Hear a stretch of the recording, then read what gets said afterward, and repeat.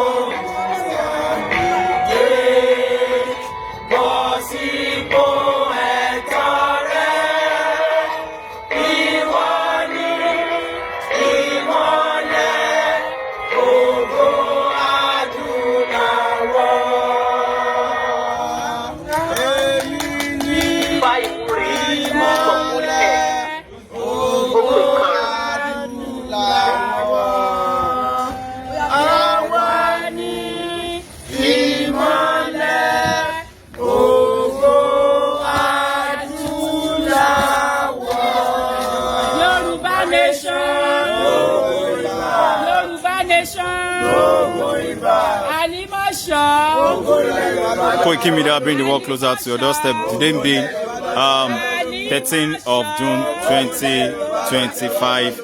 We are right here at Alimosho for the second day rally. Koiki Media bring the world closer to your doorstep.